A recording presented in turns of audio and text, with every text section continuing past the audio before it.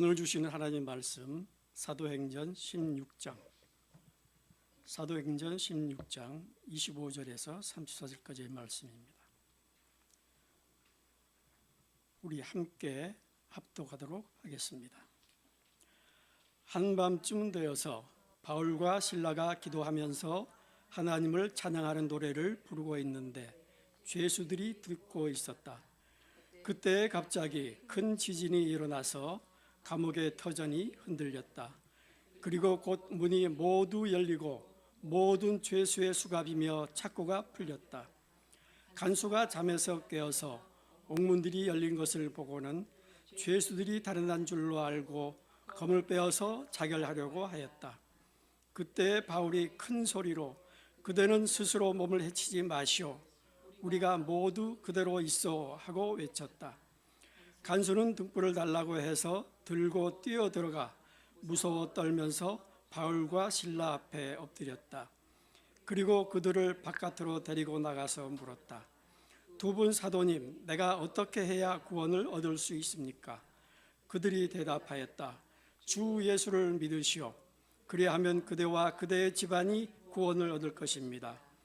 그리고 하나님의 말씀을 간수와 그의 집에 있는 모든 사람에게 들려주었다. 그 밤 그 시각에 간수는 그들을 데려다가 상처를 씻어주었다.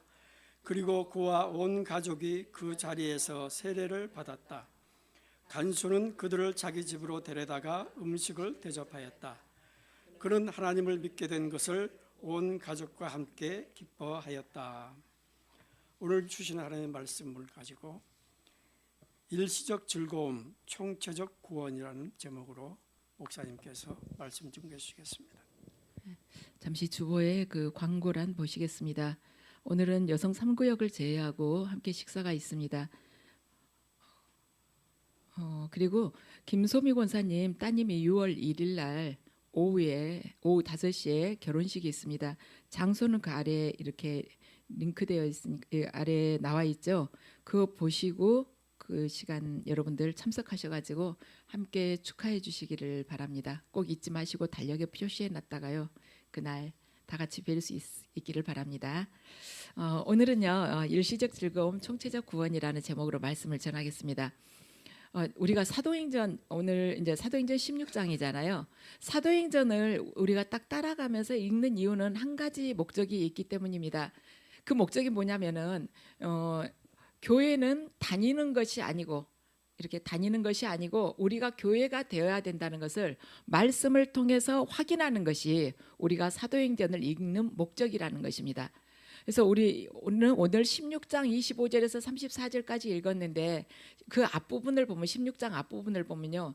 두 사람의 구원에 대해서 기록이 되어 있습니다. 그래서 16장에는 크게 보면 세 사람의 구원이 기록되어 있는데 맨 먼저 루디아 자색 옷감 장수였던 루디아의 구원에 대해서 두 번째는 점치는 여종에 대해서 여종 안에 있는 귀신을 바울이 쫓아내죠. 점치는 여종에 대한 구원. 세 번째는 오늘 본문에 나오는 빌립보 감옥의 간수를 통한 그 구원, 이렇게 세 가지 이야기를 이렇게 16장에 실었습니다.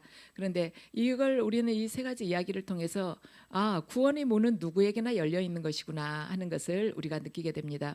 왜냐하면 자색 옷감 장수였던 이 루디아는 그때 자색 옷감은 굉장히 비쌌거든요. 그러니까 아주 부유한 상류층 그런 생활을 하고 있었던 것이죠. 그 다음에 점치는 여종은 그 여종을 통해 가지고 돈을 버는 사람들이 많았잖아요. 지금도 우리가 무당이라고 하면 절대 어느 정도 말하자면 사회에서 인텔이라고 볼 수가 없어요. 아주 하층이죠. 그러니까 점치는 여종, 이 간수는 또 그때 그 감옥에서 상당한 말하자면 힘을 가지고 있었던 사람이에요. 그러니까 다양한 사람이에요. 그래서 구원의 문은 아주 다양하게 열려져 있습니다. 근데 그들이 그 문으로 들어오느냐 들어오지 않느냐는 그들이 선택에 따라서 달려 있지만 하나님께서는 누구에게나 다 열어놓으셨다는 것입니다. 그래서 사마리아 여인, 우물가의 여인이나 아니면은 이렇게 여러 사람을 통해서 니고데모나 이렇게 아주 사회적으로 봤을 때 신분이 아주 차이가 나는 그런 사람들에게까지 다 열어놨다는 것이죠. 오늘 이 바울과 실라에게가 겪었던 그 이야기는요. 점치는 여종 안에 있는 귀신을 쫓아낸 것이 발단이 됐습니다. 아주 귀신을 쫓아낸 것이 발단이 돼가지고 그 여종을 통해서 돈을 벌고 있던 사람들이 이 사람들이 로마에서 이렇게 소란을 피우고 있다고 가서 고발을 한 거예요. 그러니까 로마에서는요. 로마는 여러 많은 식민지 이렇게 지역들을 가지고 있었는데 로마에서 제일 문제가 뭐냐면 가서 소동 일으키고 한마디로 요즘 같으면 데모하는 걸 로마가 제일 싫어했었습니다. 폭동을 일으키는 것이죠. 그런데 이 말하자면 이 여종을 통해서 돈을 벌고 있는 사람들이 로마 관청에 가가지고 저희들이 돈 벌고 있는 여종으로부터 귀신을 쫓아내서 저 사람들 고발하러 왔습니다. 이렇게 이야기를 하지 않아요. 저 사람들 때문에 시내가 소란스럽다고 이야기를 합니다. 그러니까 로마 측에서 로마 정부 측에서 싫어하는 그것이 무엇인 줄 알고 그걸 빌미로 자기들이 소란스럽게 한 것이죠. 바울과 실라가 소란스럽게 했겠습니까? 그런데 오히려 거꾸로 엮어가지고 고발을 했다는 것입니다. 그래서 바울과 실라가 옷이 찢기우고 매를 맞고 이제 감옥에 갇히게 돼가지고 손에 수갑 차고 발에는 착고가 채인 채로 이렇게 깊은 옥에 갇히게 됐어요. 우리가 바울과 실라의 입장이라면 도대체 어떻겠습니까? 본인들이 그 지역을 오고 싶어서 온 것도 아니고 바울이 처음에는요 비두니아로 가려고 했어요. 그런데 성령님께서 드로아로 가라고 말씀을 하셨습니다. 그래서 바울이 거기에 순종해가지고 이 지역으로 왔거든요. 그런데 이런 일이 벌어진 것이에요. 저와 여러분이 하나님께 순종하면서 걸어갈 때 이런 일이 벌어질 수 있다는 것을 지금 성경은 말씀을 하고 있습니다. 분명히 성령께서 환상으로 나타나서 너 비두니아로 가지 마. 드로아로 가 이렇게 하셨거든요. 우리도 하나님의 뜻을 따라서 갔을 때요. 매 맞고 옷 다 찢기우고 감옥에 갇혀가지고 수갑 채우고 차고 채워져 가지고 있는 이런 상황이 우리에게도 닥칠 수 있다는 것입니다. 그런데 우리가 그런 일을 겪지 않고 있는 것은 어쩌면은 그 길을 안 가고 있기 때문에 그런 고난이 우리에게 주어지지 않을 수도 있는 것입니다. 주님께 순종했더니 감옥에 갇혔고 또한 매 맞고 또한 차고 채워지고 누군가가 구원을 받고요. 누군가가 자유함을 얻기 위해서 이런 대가를 주님의 자녀들이 치를 수 있다는 것. 그것을 지금 성경은 말씀을 하고 있습니다. 누군가 한 영혼을 위해서 한 영혼과 그 가정의 구원을 받기 위해서 이렇게 생각지 않는 그러한 힘든 상황에 주님의 자녀들이 처해가지고 억울하게 매맞고 옷 찢기우고 수치당하면서 깊은 감옥에서 언제 나올지 모르는 그 고통을 받을 수 있다는 것을 지금 우리에게 알려주고 있는 것입니다. 그런데 바울과 실라가 그 자리에서 어떻게 했는가? 하나님 이것이 뭡니까? 제가 순종하고 있는데 이런 일이 왜 일어나요? 이렇게 하나님께 말하자면 항변을 한 것이 아니라 그들이 기도하고 찬송했다는 것입니다. 왜 그들이 기도하고 찬송할 수가 있었을까? 로마 말하자면 바울이 사역했던 그 지역에 이렇게 가보면 바울이 갇혔던 감옥이 깊은 땅속 깊이 이렇게 파내려가 가지고 정말 저기서 어떻게 갇혀 있었을까 할 정도로 그렇게 깊은 감옥이었다고 그래요. 그러면은 깊은 감옥에 들어갔으면 우리가 평지에 있는 교도소에 들어가도 언제 나가지? 형은 받았지만 정말 또 다른 또 죄목이 또 거기에 더 플러스 되는 거 아닌가 하고 걱정이 될 수가 있는데 그렇게 깊은 감옥에서 캄캄한 속에서 벌레들은 얼마나 많았겠어요. 거기에 갇혀 있었을 때 바울이 어떤 생각이 들었을까? 기도와 찬송을 했다는데 이 본문을 보면 그래요. 기도와 찬송을 했다는 것입니다. 그러면 이 바울과 실라는 도대체 무엇 때문에 기도와 찬송을 할 수가 있었을까? 그 깊은 감옥 고통도 깊다는 것이죠. 깊은 감옥이라는 것은 왜 그렇게 할 수가 있었을까? 기도와 찬송을 할 수 있는 근거는 무엇일까? 성경 말씀의 능력 때문입니다. 하나님의 말씀의 능력 때문이라고 성경은 전하고 있습니다. 자, 요한복음 15장 20절 말씀 우리 함께 읽으시겠습니다. 시작. 내가 너희에게 종이 그의 주인보다 높지 않다고 한 말을 기억하여라. 사람들이 나를 박해했으면 너희도 박해할 것이고 또 그들이 내 말을 지켰으면 너희의 말도 지킬 것이다. 아멘. 예수 그리스도께서 이미 박해를 받고 십자가에서 돌아가신 그 일을 기억을 하면서 나를 박해했으면 너희들도 박해할 것이라는 그 말씀을 지금 바울이 떠오른 것입니다. 그다음에 마태복음 5장 10절에서 12절 함께 읽으시겠습니다. 시작. 의를 위하여 박해를 받은 사람은 복이 있다. 하늘나라가 그들의 것이다. 너희가 나 때문에 모욕을 당하고 박해를 받고 터무니없는 말로 온갖 비난을 받으면 복이 있다.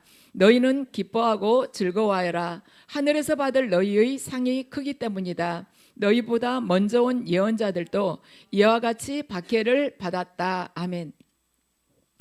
의를 위하여 박해받는 사람은 복이 있다는 것입니다. 나 때문에 모욕을 받고 예수님 때문에 모욕을 받고 박해를 받고 터무니없는 말로 온갖 비난을 받으면 복이 있다는 것이에요. 왜 복이 있냐면 너희들이 하늘나라에서 받을 상이 크기 때문이라고 예수님께서 말씀하셨습니다. 그 말씀을 새기고 바울과 실라가 기뻐하는 것이에요. 기뻐하면서 찬송하면서 기도를 했습니다. 그런데 이들이 찬송하면서 기도할 때 그냥 찬송하면서 기도한 것뿐만이 아니라 밖에서 죄수들이 듣고 간수들이 이 찬송과 기도를 들었습니다. 얼마나 크게 했으면은 죄수들이 다 듣고 있었겠어요. 그냥 들은 것이 아니라 아주 귀 기울여서 잘 도대체 무슨 기도를 하고 무슨 찬송을 하는 거지? 감옥에서 그 찬송할 사람이 있겠습니까? 저와 여러분이 어려움 중에 있을 때, 환난 중에 있을 때 주변 사람들은 저 사람이 신앙을 가지고 있다는데 어려움을 도대체 어떻게 겪어내는 거지? 저 어려움이 마지막에는 어떻게 되는 거지? 지금 도저히 헤어나올지 못할 그런 어려움에 쌓여 있는데 저 사람이 나중에는 어떻게 될까 하고 우리를 눈여겨본다는 것입니다. 그래서 한밤중에 바울과 실라가 이렇게 기도를 하는데 갑자기 지진이 일어나면서 감옥의 터전이 흔들리고 문이 열리게 됐어요. 그러면서 수갑이며 착고가 풀리게 됐습니다. 하나님께서 하신 것이죠. 지진이 일어났으면 그냥 땅이 갈라지면서 문이 열릴 수는 있어요. 문이 열릴 수 있는데 수갑이 풀리겠습니까? 지진이 일어났는데 여기 손에 있는 수갑이 풀릴 정도면 뭐 몸이 다 쪼개져야 되지 않겠어요? 이게 이렇게 되려면. 그러니까 하나님께서 천사를 통해서 하신 것입니다. 그러니까 바울과 이 베드로가 좀 다른 것은 베드로는 천사가 직접 와서 저는 그 대목을 보면 참 베드로가 이렇게 했다 싶어요. 천사가 직접 와서 감옥에 와서 꺼내줬잖아요. 베드로를 툭툭 치면서. 왜 치면서 그랬을까? 베드로가 항상 자고 있었어요. 자고 있으니까 뭐 이렇게 천사가 와서 흔들어 깨운 것이죠. 감옥에 있을 때 그렇지 않았습니까? 그걸 가만 볼 때 저는 베드로 성격이 원래 좀 확 이렇게 좀 약간 다혈질이긴 하지만 머리만 대면 자는 사람인가 보구나. 아무 데서라도 그 사람이 자고 있으니까 찬송을 안 했지. 그런 생각이 들어요. 거기서 지금 잠이 오기가 어렵잖아요. 그래요. 우리가 지금 바울과 실라가 찬송하고 기도하는데 지진이 일어났다고 그랬어요. 우리가 기도하고 찬송할 때 죄악이 가득 차고 정말 견고한 세상, 바벨탑이 우후죽순으로 서 있는 그런 세상이 무너진다는 그 믿음을 가지고 해야 될 것입니다. 아무리 높은 건물이가 아무리 견고하다 할지라도 우리가 기도하고 찬송하게 되면 그 죄악과 견고해 보이는 그러한 세상이 한순간에 무너질 수 있다는 것이죠. 그걸 보고는 간수가 이제 자결을 하려고 그래요. 왜냐하면 자기가 끌려가서 고문받고 사형당하느니 차라리 자기가 그냥 자살하는 게 훨씬 더 낫잖아요. 그러니까 바울이 아니라고, 우리 여기 도망가지 않고 다 있다고 이야기를 합니다. 그러니까 그 간수가 와가지고는 그냥 불을 가지고 와서 두려워서 덜덜 떨면서 와가지고 봐요. 이 사람들을 얼마나 놀랬겠어요. 세상이 바로 그런 곳입니다. 겉보기에는 굉장한 힘을 가지고 있는 것 같지만 절대 그리고 허물어지지 않을 것 같은 그런 견고한 성 같지만 그 안에, 견고한 성 안에 벌벌 떠는 두려움이 있다는 것이 바로 이것이 세상이에요. 제가 작년에 이렇게 푸틴 대통령하고 김정은하고 이렇게 만나는 그러니까 김정은이 러시아 가서 만난 거예요. 그걸 이렇게 화면을 보게 됐는데 거기서 김정은이 거기 회담하기 전에 그 김정은이 앉아야 될 의자를 1시간 이상을 검사하는 걸 봤습니다. 그러니까 밑에 왜 말하자면 사람들이 김정은이 앉아가지고 혹시라도 폭발하면 안 될 것 같아가지고 그 의자를 이리 보고 저리 보고 그 조그만 사람 한 명 앉을 의자를 1시간도 넘게 조사를 한 거예요. 뭐 폭발물 없나 하고 거기까지 가놓고도. 그랬을 때 김정은이 얼마나 많은 사람들을 숙청을 시켰습니까? 그런데도 그 안에 그렇게 큰 두려움이 있다는 것입니다. 바로 그것이 세상이에요.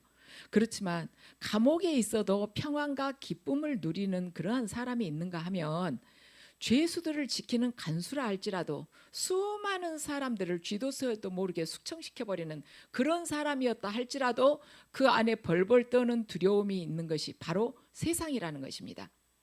감옥에 있어도 찬송할 수 있는 사람이 있는가 하면 수많은 사람들을 말 한마디면은 죽일 수도 있고 살릴 수도 있는 그런 권좌에 앉아서 할지라도 그 사람 안에 두려움이 있다는 것이에요. 그래서 저나 여러분이나 세상을 절대로 두려워하지 말자는 것입니다. 세상 안에 있는 두려움을 가만 보세요. 그들에게 풀리지 않는 질문이 딱 한 가지가 있습니다. 아무리 높은 권좌에 앉아도 풀리지 않는 질문이 딱 한 가지가 있어요. 내가 어떻게 해야 구원을 받습니까? 어떻게 해야 내가 진정한 자유를 누릴 수 있습니까? 이 질문이 이 세상 사람들 모두에게 있는 것입니다. 우리는 죄수가 말하자면 수갑과 착고에 채워져 있다고 우리는 생각하지 않습니까? 그렇지 않습니다. 간수와 세상의 권좌에 앉은 자들, 돈을 사랑하는 자들, 뭔가에 묶여 있는 자들, 그들이 채워져 있는 것, 묶여 있는 것이 바로 세상이라는 것입니다.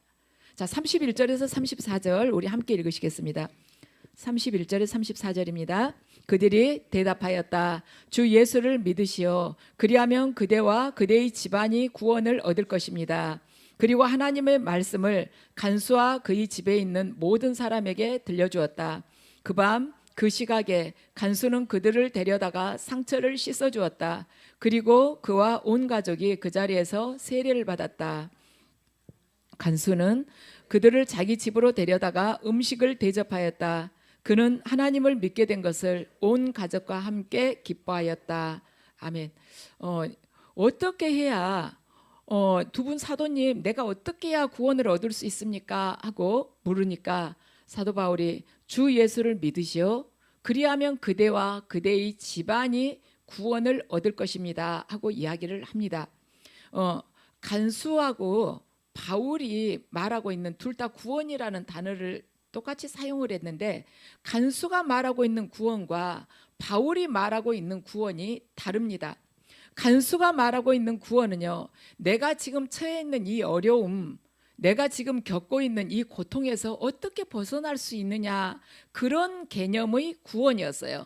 근데 사도 바울이 말하는 구원은 그것이 아니었습니다. 바울은 지금 구원에 대한 갈급함을 이 간수가 가지고 있잖아요. 제가 지금 정말 난처한 입장에 처했습니다. 옥문이 그냥 열려버렸습니다. 하마터면 여러분들이 도망가지 않았더라면 저는 바로 사형입니다. 이런 어려움에 제가 처해 있어요. 근데 저 어떻게 해야지 구원을 받을 수가 있겠습니까? 이런 뜻인데 사도 바울은 그런 뜻을 벌써 딱 알고 그 구원의 갈급함, 간수가 지금 가지고 있는 구원의 갈급함을 딱 사도 바울은 취해가지고 그 문제로부터 벗어날 뿐만 아니라 인생의 근본적인 문제로부터 벗어날 구원이 있습니다 하고 사도 바울이 이야기를 한 것입니다. 그래서 이것이 우리가요, 변화산 정상에서 초박셋을 지어서 거기에서 살고 지고 하지 않고 이 세상으로 내려와야 되는 이유인 것입니다. 그 자리에서 그냥 즐기고 있는 것이 아니라 세상과 같이 그 세상 속에서 함께 관계를 맺으면서 살아가야 되는 이유가 바로 그것입니다. 그들이 구원에 대한 갈급함을 취해서 그 문제뿐만이 아니라 근본적인 문제로부터 벗어날 수 있는 구원이 있습니다 하고 그들에게 복음을 전하는 것이에요. 그러기 위해서 우리는 변화산에서 내려와서 이 땅에서 그들과 함께 어울리면서 관계를 가지고 살아야 된다는 것이에요. 주 예수를 믿으라. 너와 내 집이 구원을 얻으리라. 구원을 받기 위해서 주 예수를 믿으라는 것입니다. 내가 어떻게 해야 구원을 얻을 수가 있겠습니까? 하니까 구원을 받기 위해서는 주 예수를 믿는 것입니다. 나를 믿는 것이 아닙니다. 믿음이란 대상에 관한 문제입니다. 내 믿음은 그렇게 중요하지 않아요. 내 믿음이 겨자씨만 해도 내가 믿는 대상이 하나님이라면요, 이 산을 들어서 바다에 빠지우라 하면은 그 산이 빠질 수가 있는 거예요. 대상이 문제라는 것입니다. 누구를 믿느냐, 무엇을 믿느냐 하는 것이에요. 엘리야 한 명을 통해서도 하나님께서는 바알 선지자, 아세라 선지자, 제사장 850명을 죽일 수가 있었던 것입니다. 그래서 우리가 어떤 대상을 믿고 있느냐가 중요하다는 것이에요. 나를 믿는 것이 아니라 내가 믿는 대상이 누구냐는 것입니다. 자, 열왕기상 18장 함께 읽으시겠습니다. 자, 시작. 그들이 가지고 온 소 한 마리를 골라서 준비하여 놓은 뒤에 아침부터 한낮이 될 때까지 바알은 응답해 주십시오 하면서 부르짖었다. 그러나 응답은커녕 아무런 소리도 없었다. 바알의 예언자들은 제단 주위를 돌면서 춤을 추었다. 그들은 큰 소리로 부르짖으면서 그들의 예배 관습에 따라 칼과 창으로 피가 흐르도록 자기 몸을 찔렀다. 한낮이 지나서 저녁 제사를 드릴 시간이 될 때까지 그들은 미친 듯이 날뛰었다. 그러나 아무런 소리도 없고 아무런 대답도 없고 아무런 기척도 없었다. 아멘. 지금 여기 열왕기상 18장에는 바알 제사장과 아세라 제사장이 엘리야 이 한 사람하고 지금 대결을 하는 것입니다. 대결을 하고 있어요. 이 850명의 제사장들이 믿음이 없어서 지금 대결을 하겠습니까? 그들도 나름대로 아주 열심히 믿는 사람들이에요. 얼마나 그 열심히 믿는다고 자부하면 제사장이 됐겠습니까? 그렇지만 이들은 참된 신앙이 아니라 확신을 가지고 있었고 신념이 있었습니다. 진짜 신앙이 아니라 그들에게는 확신이 있었고 신념이 있었어요. 이 세상은요, 신념과 신앙의 대결장입니다. 신념과 신앙이 계속 대결하는 곳이 이 세상이에요. 세상 사람들이 무슨 일을 할 때요, 된다고 생각하는 그런 신념이 있기 때문에 그 일을 시작을 하는 거예요. 그렇잖아요. 하다못해 지방선거가 있을 때도요, 그 선거에 나가면 자기가 된다고 생각하기 때문에 돈을 써서 나가는 것입니다. 국회의원들 보세요. 다 해서 300명 뽑지만은 나름대로 될 거라고 생각하니까 선거 자금을 빌려서라도 쓰면서 나가는 거예요. 내가 이 선거에 나가가지고 떨어져서 내가 빚질 것이며 그 빚을 언제 갚아도 다 갚을지 모르게 될 것이다. 이렇게 생각하면 아무도 안 나옵니다. 하다못해 주식도요, 분명히 돈 벌 거라고 생각을 하는 것이에요. 그러니까 주식합니다. 도박도 그래요. 승산이 있을 거라고 생각을 하죠. 사업도 시작할 때 그래요. 이걸 해가지고 돈을 어떻게 벌 것이다 하고 생각을 하는 거예요. 여러분들 옛날에 그 생각 나세요? 우유 하나를 가지고 뭐 팔면 어떻게 되고 알을 하나 가지고 달걀 하나를 가지고도 거기서 병아리가 나면은 어떻게 되고 병아리가 또 알을 낳으면 어미대가 되고 알을 낳으면 알을 얼마나 이렇게 낳게 되면은 또 거기서 또 이걸 부화해 가지고 양계장을 만들고 양계장을 해 가지고 그 다음에 또 뭘 사서 뭐 또 큰 사업. 근데 알이 톡 깨지니까 그냥 끝났잖아요. 그러죠. 다 될 줄 알고 나름대로 강한 그런 신념이 있는 것이에요. 그래서 세상 사람들은 무슨 일을 할 때 나름대로 그 신념이 있어서 하는 거예요. 그런데 우리의 신앙은, 저와 여러분의 신앙은 절대로 신념이 아닙니다. 신념이라는 것은 자기 자신으로부터 비롯된 것이에요. 그렇지만 신앙은 말씀으로부터 비롯된 약속인 것입니다. 신앙은요, 하나님의 말씀으로부터 비롯된 약속이에요. 그래서 신념보다도 못한 신앙을 가지고 세상 사람들이 가지고 있는 그 신념, 그것보다 못한 신앙을 가지고 이 세상을 절대로 이기지 못합니다. 세상 사람들이 우리의 이 믿음보다 훨씬 더 큰 강력한 신념을 가지고 있는데 우리가 그 작은 믿음을 가지고 어떻게 이길 수가 있습니까? 반드시 신념보다 더 큰 신앙을 가져야만이 세상을 이길 수가 있는 것입니다. 이 바알 제사장들이 아침 일찍부터 해가지고 정오까지 계속해서 광란의 제사를 드렸습니다. 그들이 하다가 이게 불이 안 내리니까 온 몸에 상처를 내고 피를 흘리면서 기도를 드렸지만 바알 신이 응답을 하지 않았어요. 왜 그랬을까? 왜 그들이 상처를 내고 이렇게 말하자면 그 광란의 제사를 드리는데 왜 하늘에서 불이 내리지 않았냐는 거예요. 왜 소를 태우지 못했습니까? 이유는 딱 하나예요. 왜 응답하지 않았는가? 바알 신이 없으니까 응답하지 않은 것입니다. 여러분들 사무엘상 5장을 보면요, 블레셋 병사들이 이스라엘과 이렇게 싸워가지고 언약궤를 가져갑니다. 그리고 다곤 신전에다 놔둬요. 그랬는데 다곤 신전에 다음날 가보니까 그 다곤 신상이 언약궤 앞에서 팍 꼬그라져가지고 넘어져 있는 것이에요. 그래요.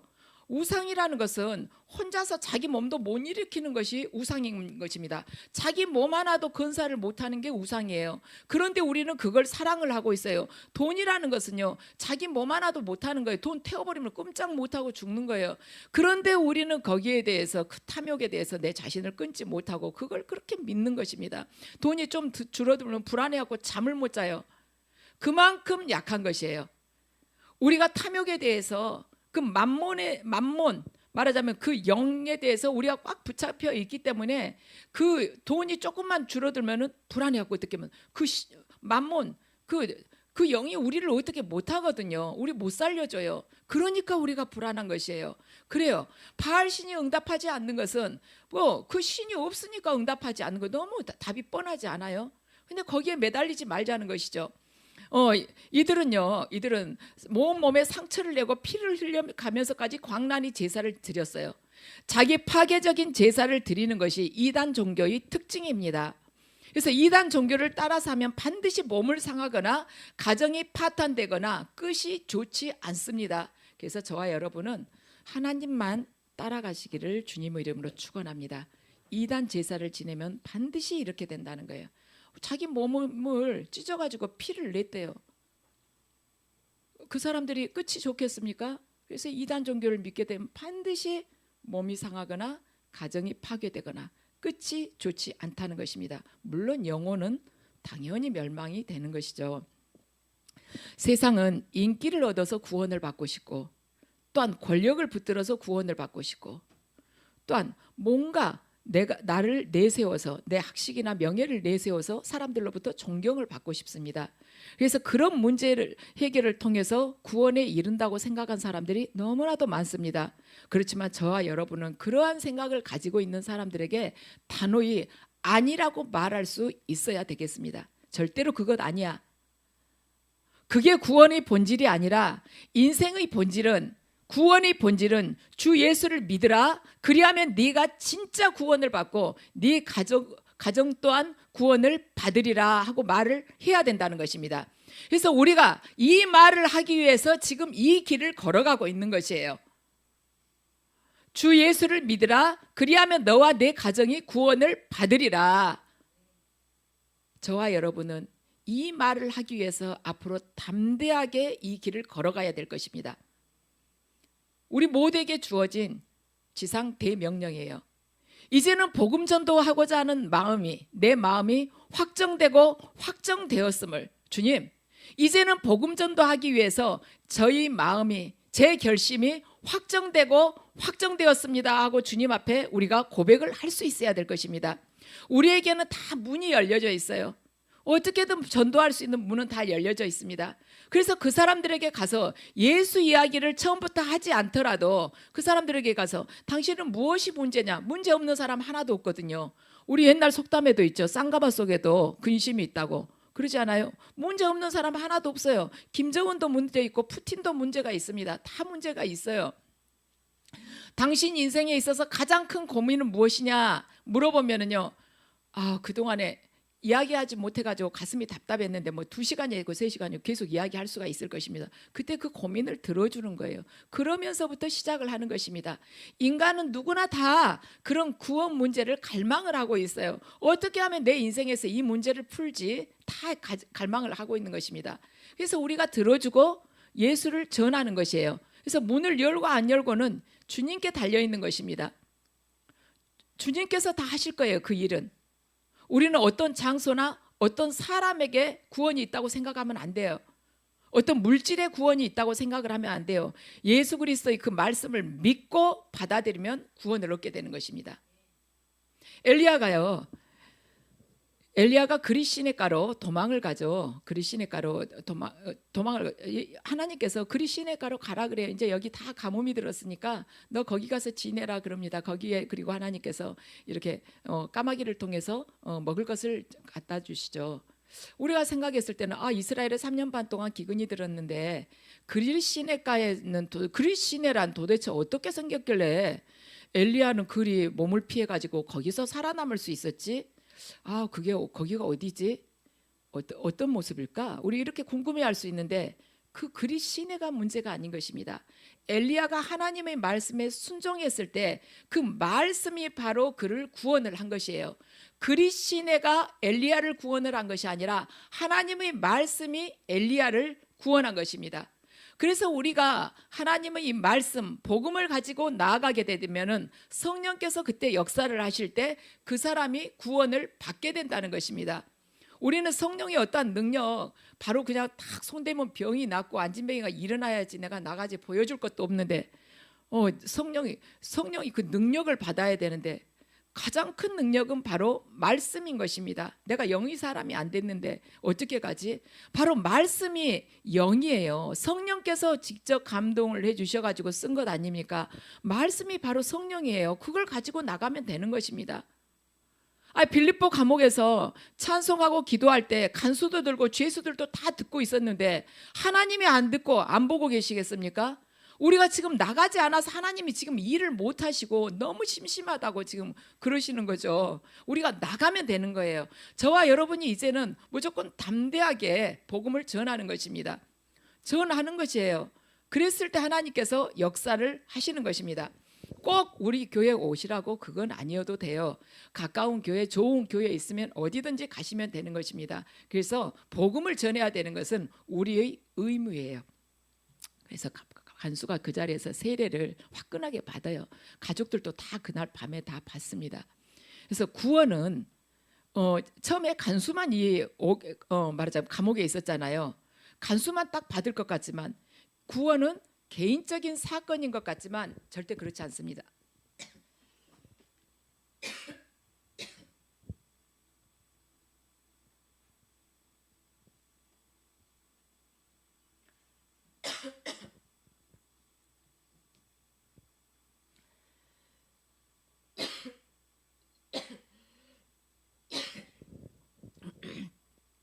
구원은 개인적인 사건 같지만 공동체적으로 일어난다는 거예요.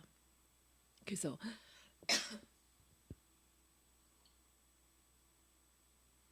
저와 여러분이 구원받고 주님의 도구로 쓰임 받는 것은 저와 여러분에서 끝나는 것이 아니라는 것입니다. 공동체적으로 놀라운 구원 사건이 일어나는 것입니다. 개인이 구원을 받고 개인이 세례를 받지만 그러나 공동체적인 사건이 동시에 일어나고 있다는 것입니다. 우리는 성경을 통해서 그 한 사람만 구원받고 끝나는 것을 별로 보질 않았어요. 베드로를 통해서 구원받은 사람들, 사도 바울을 통해서 베드로를 통해서 구원받은 그 고넬료, 사도 바울을 통해서 구원받은 사람들, 그 개인만이 아니라 가족들까지 다 구원을 받지 않습니까? 그래서 구원은 놀라운 사건입니다. 나 하나 믿는 것으로 끝나지가 않아요.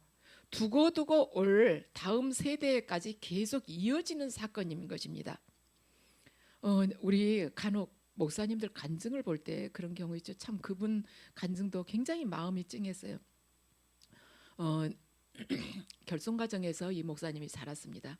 아버지는 어렸을 때 엄마를 그렇게 때리고 술 마시고 엄마를 때리고 엄마는 그때마다 피 흘리면서 울면서 피해서 도망가면서 교회 가서 기도를 하고 그랬습니다. 아버지는 그러다가 알코올 중독이라고 일찍 돌아가셨어요. 엄마는 나중에 암으로 해가지고 이 목사님 초등학교 때 돌아가셨습니다. 이 목사님은 그때까지 교회에 그렇게 나가지 않았어요. 엄마가 울면서 아버지가 때리는 그 폭행을 피해가지고 교회로 도망가서 기도한다는 것을 알게 됐습니다. 그런데 훗날 중학교 가고 고등학교 가면서 엄마도 없이 혼자 자라면서 그때부터 하나님을 믿게 가지고 결국에는 목회자까지 된 것이에요. 그래서 우리들이 하는 기도가 절대로 헛된 것이 없다. 우리의 신앙이라는 것이 우리 자체에서 끝나버리지 않는다. 후대까지 계속 이어지고 하나님께서는 그 모든 발걸음과 핏자국을 다 보고 계신다는 것입니다. 우리나라를 보세요. 우리나라가 어찌 사방천지에 불상이고 그랬었는데 여기저기서 빨간 깃대 세우고 대나무 세우고 그렇게 구슬하고 했던 그런 나라인데 어떻게 2000년이 지나면서 몇백만의 이런 기독교인이 여기서 탄생을 할 수가 있겠습니까? 생각을 해보세요. 200~300년 전만 해도 우리나라에서는 절대 기독교가 뿌리가 내리지 못할 것 같았습니다. 왜냐하면 선교사들이 들어오자마자 이 조선 땅에 발도 못 디디고 죽는 선교사들이 많았거든요. 배에서 내려보지도 못하고 죽는 선교사들이 많았습니다. 핍박하기 때문에. 그런데 이렇게 기독교가 우리나라 이렇게 전도가 되면서 선교가 되면서 얼마나 우리나라가 윤택해지고 또한 하나님 은혜 안에서 살게 되고 정말 죽으면 끝난다고 생각했었던 그러한 모든 두려움으로부터 벗어나고 우리가 영혼이 자유케 되고 다른 영혼들에게 영생을 알리는 이러한 존재로 변하게 되었습니까? 그래서 구원은 나 개인으로 끝난 게 아니에요. 반드시 공동체에 영향을 미치게 됩니다. 저와 여러분은 인생의 근본적이고 총체적인 구원이 그 해법을 지금 알고 있습니다. 세상 사람들은요 일시적으로 뭔가 즐거움을 얻고 일시적으로 뭔가 만족감을 얻으려고 내가 어떻게 해야지 구원을 받습니까? 어떻게 해야지 제가 이 가난으로부터 해방될 수 있겠습니까? 어떻게 해야지 내가 지방선거에 나가서 말하자면 선거에서 이길 수가 있겠습니까? 당선될 수가 있겠습니까? 어떻게 해야만이 제가 주식 투자했고 지금 손해를 봤는데 어떻게 해야지 지금 이 주식 투자를 통해서 이익을 얻을 수가 있겠습니까? 제가 어떻게 해야지 구원을 받을까요? 그렇게 해서 만약에 당선이 됐다, 지방선거에서 당선이 됐다 하면 일시적으로 즐거울 수는 있어요. 그렇지만 그 사람 안에 그렇게 알지 못하는 그 누구도 보이지 않는 그런 두려움이 있다는 것입니다.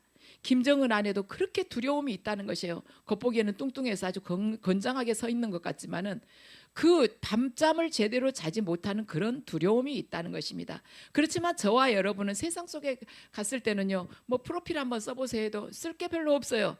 그렇지만 저와 여러분 안에는요 자유함이 있다는 거예요. 무엇로부터 자유함? 죽음으로부터 자유함, 구속으로부터, 속박으로부터 자유함. 이 모든 것, 영원한 세계에 대한 그 막연한 두려움이 싹 없어지고 자유함, 그런 기쁨이 있다는 것입니다. 하늘로부터 받는 그 기쁨이 있다는 것이에요. 우리는 그래서 인생의 근본적이고 총체적인 그 구원의 해답을 알고 있습니다. 그래서 인생에서 우리가 그 해답을 알고 있기 때문에 인생에서 어떤 문제에 봉착해 있는 사람이라 할지라도 그 문제, 어떤 문제에 봉착해 있어도 바로 그 문제, 그 사람이 겪고 있는 그 문제를 통해서 주님께로 인도할 수 있는 그런 준비가 돼 있는 사람들이에요. 저와 여러분은요. 그래서 우리가, 저와 여러분이 지금 모든 문제가 하나도 빠짐없이 다 해결이 되어서 지금 이 예배의 자리에 앉아 있습니까? 아니지 않습니까? 저와 여러분들 세세적인 인간적인 문제들 보면은 다 있어요. 해결되지 않았어도 우리가 이 자리에서 정말 평온한 상태로 주님 은혜 안에서 감사드리며 찬송하고 기도할 수 있는 이유는 무엇입니까? 바로 내가 현재 해결되지 않는 문제가 있긴 하지만 그 문제가 우리 인생에 있어서 근본적인 문제가 아니라는 것을 알기 때문에 우리가 평강을 누리면서 주님께 감사하고 그분을 찬송할 수가 있는 것입니다. 그래서 우리에게 있어서는 우리들 각자에게는요 참 자유가 있고 죽음의 문제가 이미 해결되었고 영생의 문제가 해결이 되었습니다. 그렇기 때문에 우리는 지금 어떻게 해야지 제가 구원을 받을 수 있겠습니까 하고 묻는 그런 사람들에게 누구에게든지 이야기를 해줄 수가 있다는 것입니다. 그러면 주 예수를 믿으라, 너와 내 집이 구원을 얻을 것이다 하고 우리가 담대하게 말을 할 수가 있다는 것입니다. 그래서 여러분들 이제 오늘 또 전도에 관해서 말씀을 드릴 거예요. 뭐 많은 설명을 할 필요가 없어요. 여러분들 나는 말주변이 없는데요. 그 조그만 이 스티커 뒷면을 딱 보세요. 할 말이 정말 필요한 말씀이 거기가 딱 써져 있어요. 그래서 그 이야기 하면은 바로 성령님이 역사하시면은 다 감동을 하게끔 되어 있습니다. 그래서 자기 자신의 구원이 뭔지, 자기 자신의 신념을 가지고 세상에서 도전해 가지고 뭔가 자기의 그 뜻을 이루려고 구원을 얻어내 보려고 하는 사람들이 봉착해 있는 그런 문제를 갖고 있는 사람에게 교회 한번 나와 보세요. 와서 한번 예배를 참석해 보세요 하고 여러분들이 권면을 해 보세요. 그러면 하나님께서 역사하실 때 그들이 가던 길을 멈추고 돌아서서 예수 그리스도 앞에 무릎 꿇는 자가 될 것입니다. 그렇게 되면 그분들이 여러분들이 열매가 되는 것이죠. 그래서 저와 여러분들이 훗날 주님 앞에 나아갈 때 수많은 영혼들을 구원의 길로 인도했다는 그 칭찬을 받으시기를 주님 이름으로 축원합니다.